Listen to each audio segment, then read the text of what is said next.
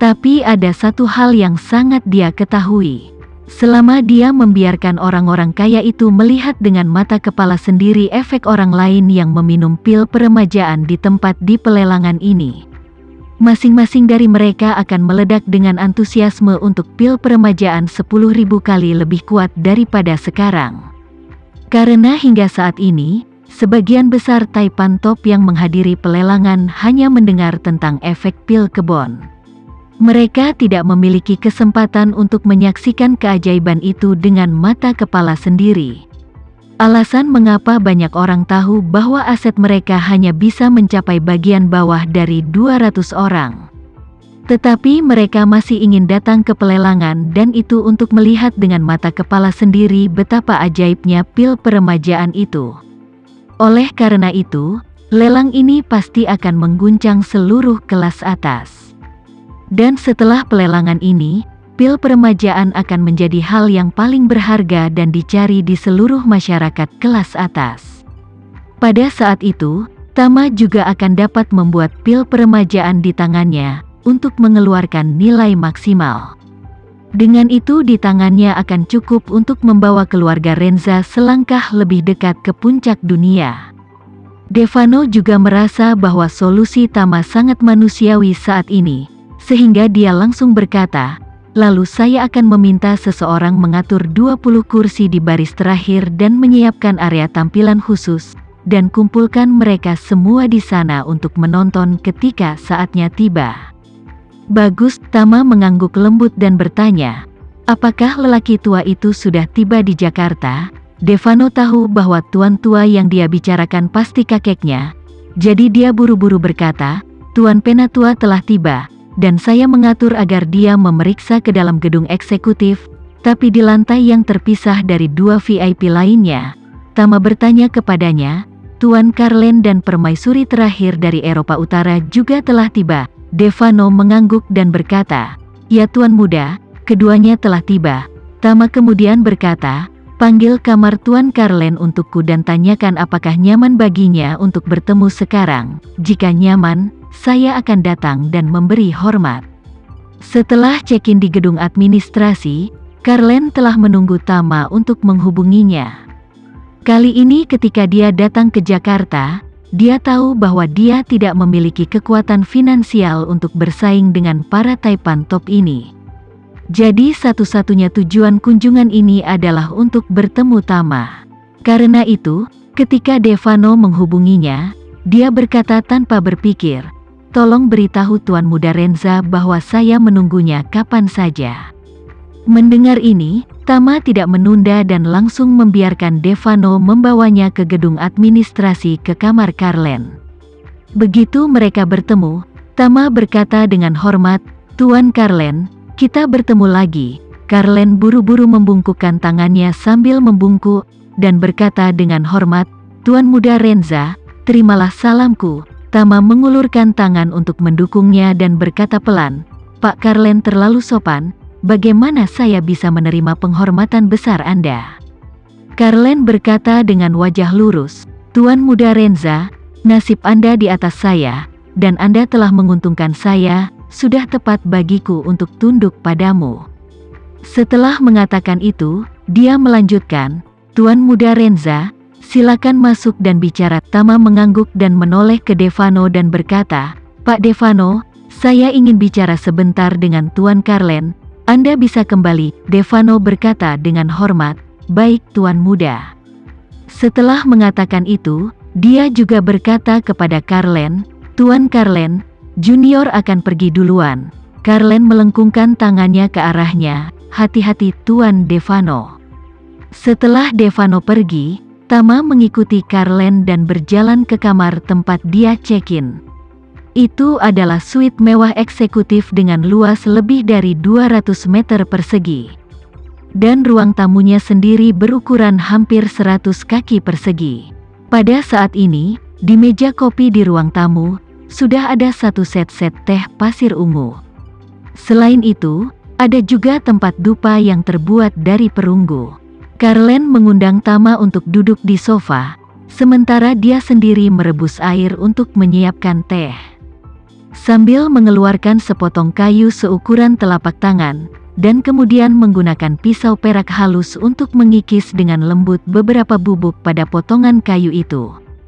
Selanjutnya, dia mengeluarkan satu set alat tembaga yang sangat indah. Alat yang pertama adalah abu tungku dupa yang dipipihkan dan dipadatkan. Dan kemudian menuangkan bubuk yang dikerok dari kayu di atas abu dupa, dengan alat-alat ditekan menjadi bentuk teratai. Tama mengenali set yang dia gunakan, yang merupakan dupa segel yang terkenal. Kebanyakan orang yang suka membakar dupa langsung membeli dupa olahan atau yang sudah jadi. Tapi masih ada beberapa orang canggih yang suka menekan dupa segel sendiri. Sebagian besar dupa segel terbuat dari hiasan kayu dupa atau kayu cendana tua, yang dianggap pemborosan dan tidak terlalu mahal.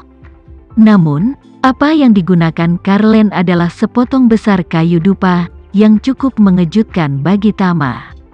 Karena harga kayu kemenyan potongan besar, di pasaran masih sangat tinggi, kalau harga per gram beratnya, jauh lebih mahal dari emas. Jika sepotong kayu dupa, diukir menjadi gambar Buddhis seperti Buddha, Bodhisattva, atau Doumu, setidaknya bisa dijual ratusan juta untuk memulai. Pada saat ini, saat menggunakan korek api untuk menyalakan dupa segel yang ditekan menjadi bentuk bunga teratai, Carlen berkata kepada Tama sambil tersenyum, "Tuan Muda Renza, Anda seharusnya tidak menolak bau dupa kan?"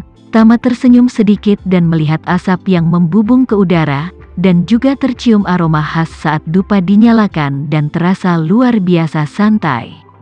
"Saya suka dupa segel, dan harga dupa di AS telah stabil selama beberapa dekade, sampai dupa segel ibumu menjadi populer di masyarakat kelas atas. Harga dupa di Amerika Serikat telah meningkat lebih dari 5 kali dalam setahun." Tama bertanya dengan rasa ingin tahu, "Apakah Tuan Carlen pernah bertemu ibuku?" "Saya mempunyai." Tuan Carlen sedikit mengangguk dan berkata dengan serius, "Tuan Muda Renza, sebenarnya, saya telah berteman dengan kakek buyut Anda selama bertahun-tahun, dan ketika kita bertemu, kakekmu masih bayi. Saya diundang oleh kakek buyut ibumu untuk minum anggur bulan purnama ibumu." Kakek buyut dari pihak ibu Tama, ayah kakeknya, adalah pendiri keluarga Polen. Namun, Tama belum pernah bertemu kakek buyut dari pihak ibu ini. Dan ketika dia meninggal, Tama bahkan belum lahir. Mendengar Tuan Carlen menceritakan kisah tersembunyi ini, Tama terkejut dan bertanya, "Pak Carlen, kamu dan kakek buyut dari pihak ibu adalah teman?"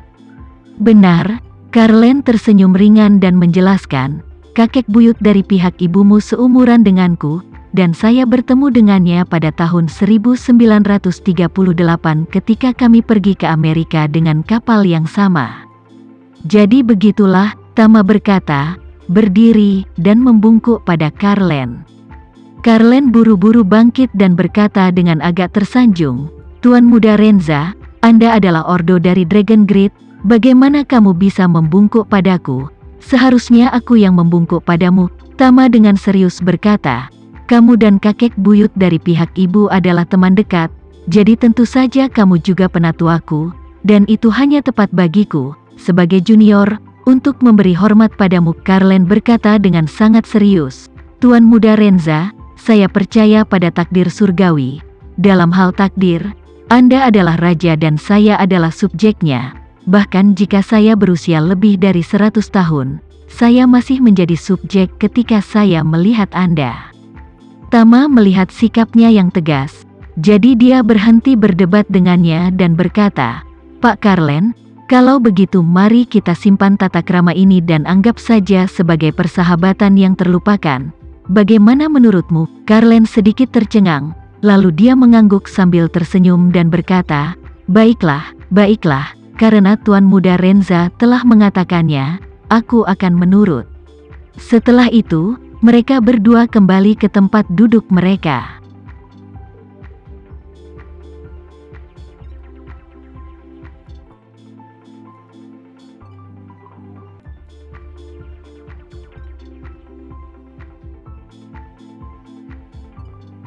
Sekian dulu ya video kali ini, kita lanjutkan lagi videonya di lain waktu.